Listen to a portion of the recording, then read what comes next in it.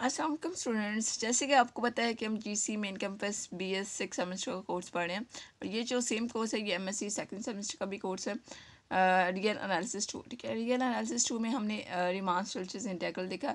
जैसे कि मैंने आपको बताया कि ये मेन कैंपस का कोर्स है तो ये एफिलिएटेड कॉलेजेस का भी कोर्स है क्योंकि हम पूरी की पूरी आउटलाइन को कवर कर रहे हैं। ठीक है, तो आपने अच्छे से इन सब चीज़ों को तैयार करना है। और हमारे पास आज का जो वीडियो लेक्चर है इसमें हमारे पास एक इम्पॉर्टेंट थ्योरम है जो कि क्या है, चेंज ऑफ वेरिएबल, जो कि मोस्ट इम्पॉर्टेंट थ्योरम है। तो आपने अच्छे से इसको तैयार करना है और इस थ्योरम को मैं आपको इस थ्योरम का थोड़ा सा बताऊंगी और इसको डायग्राम से मैं आपको कवर करवाऊंगी ताकि इस थ्योरम के अगर आप डायग्राम बना लो तो आपको अच्छे से थ्योरम सारा क्लियर हो जाएगा और वो डायग्राम एग्जामिनर को भी अच्छे से समझ आ जाएगी। ठीक है, तो आप चाहते हैं कि आपका कोई भी लेक्चर मिस ना हो सके, उसके लिए आप मेरे चैनल को सब्सक्राइब करें, बेल आइकॉन को प्रेस करें ताकि आपको हर लेटेस्ट वीडियो का नोटिफिकेशन मिलता रहे। उसके अलावा वीडियो अच्छी लगती है तो लाइक करें और अपना फीडबैक बस दिया करें। उसके अलावा ज़्यादा से ज़्यादा स्टूडेंट्स को शेयर करें क्योंकि बहुत से कॉलेज हैं जो कि एफिलिएटेड कॉलेजेस हैं जीसी से। ठीक है, जीसी यानी कि गवर्नमेंट यूनिवर्सिटी ऑफ फैसलाबाद। ठीक है, गवर्नमेंट कॉलेज यूनिवर्सिटी फैसलाबाद। तो आपने सबको शेयर करना है। तो और भी बहुत सी यूनिवर्सिटीज़ हैं जिनकी आउटलाइन में ये सारे के सारे टॉपिक इंक्लूड हैं। तो देखिए स्टूडेंट्स, हम फिर स्टार्ट करते हैं। थ्योरम थ्योरम हमारे पास क्या है, चेंज ऑफ वेरिएबल है। चेंज ऑफ वेरिएबल मतलब वेरिएबल्स चेंज होंगे, इसका ये मतलब है ना।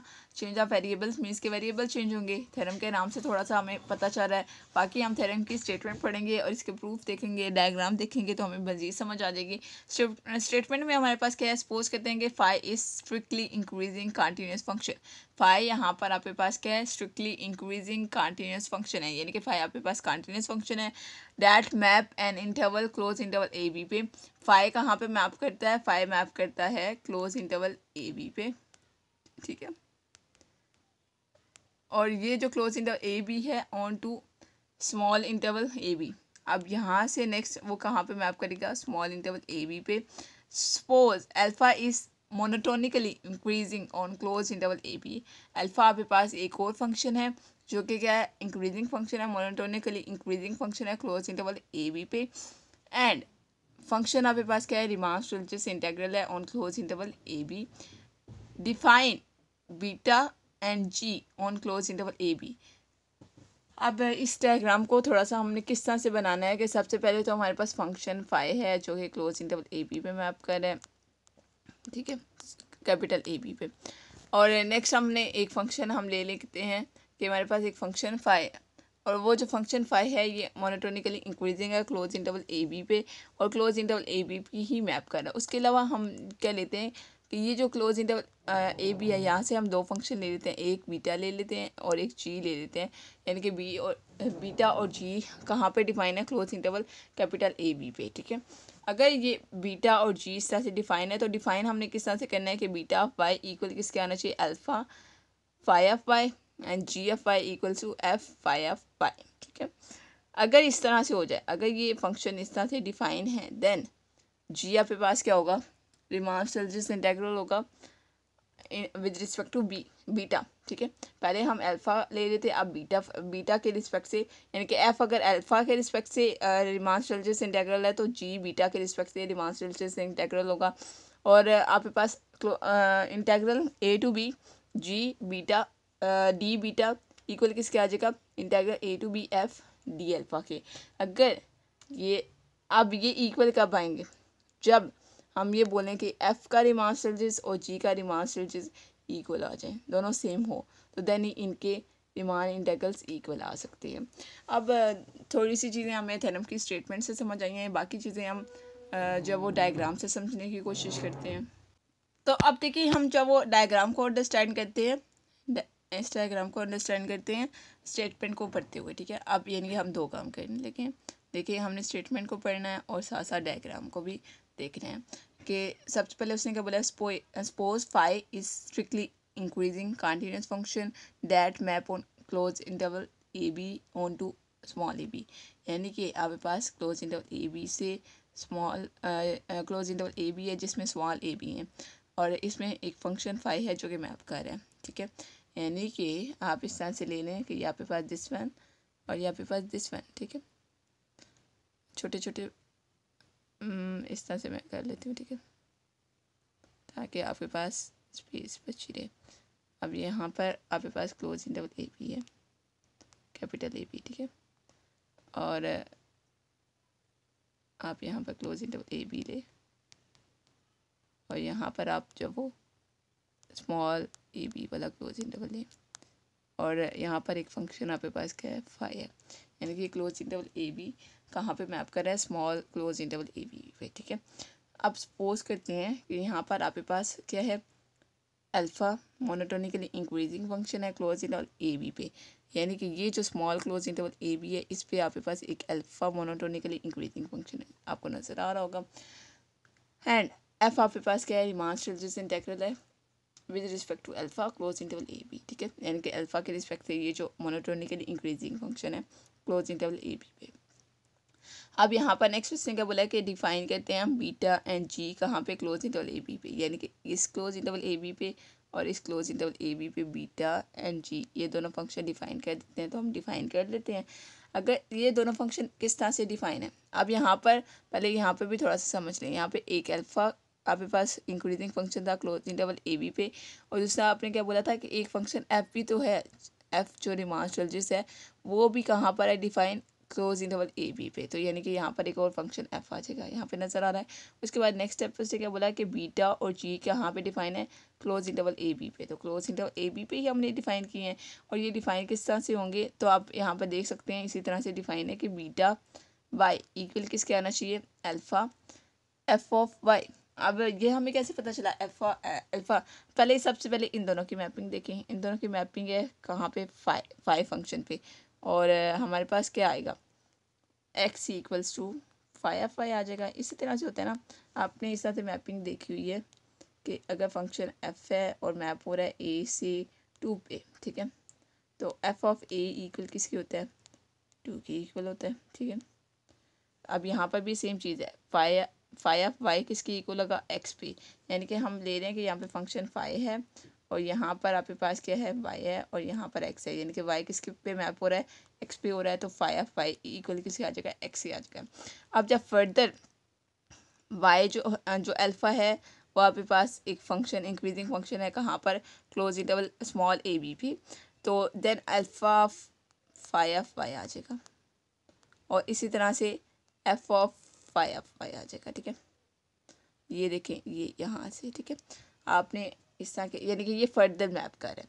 अब इस चीज़ को भूल जाए, इतने फंक्शन को आप भूल जाए। नेक्स्ट आप चलें, ये वाला मैप कर रहा है, इसमें फंक्शन क्या है, अल्फ़ा है, तो ये मैप करेगा कहाँ पे, यहाँ पे मैप करेगा, तो आपके पास क्या आ जाएगा, alpha f of phi f y और f of phi f y आ जाएगा।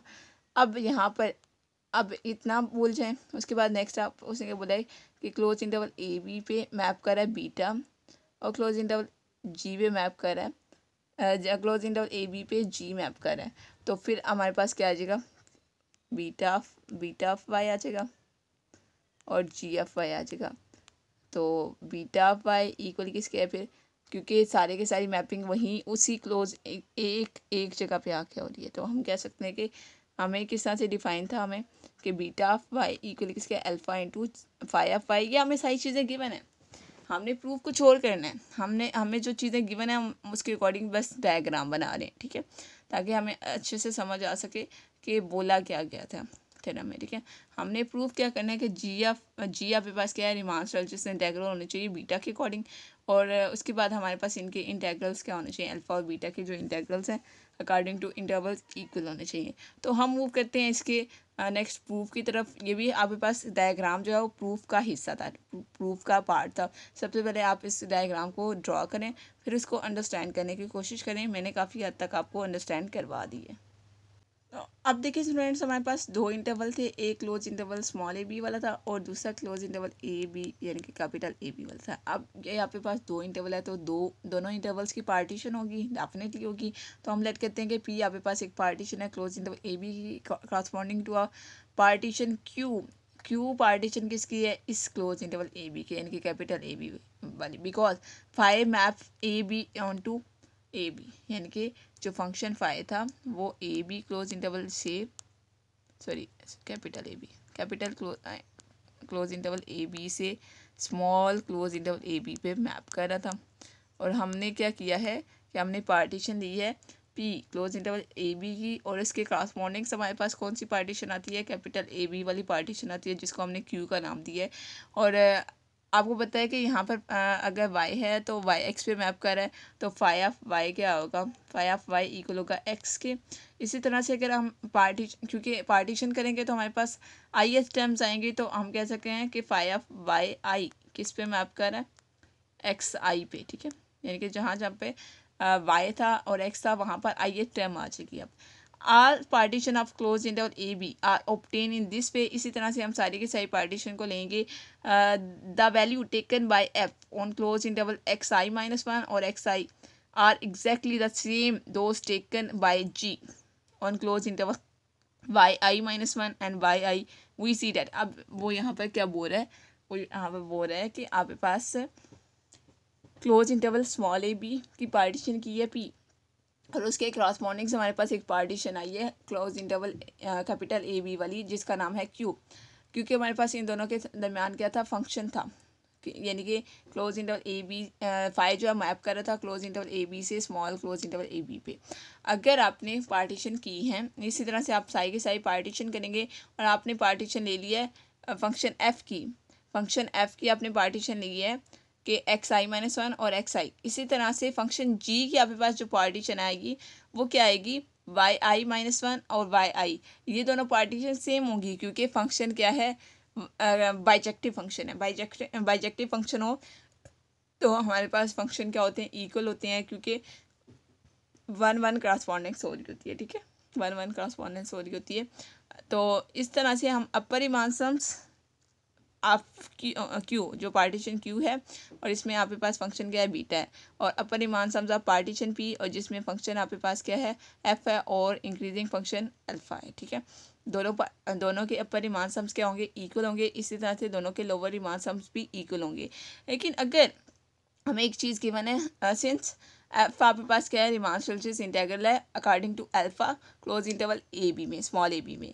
अगर close interval small a b में फंक्शन क्या है, रीमान सेल्सियस इंटीग्रल है, तो then by Cauchy criteria upper Riemann sums minus lower Riemann sums less than किसके आ जाएंगे, एप्सिलॉन के आ जाएंगे।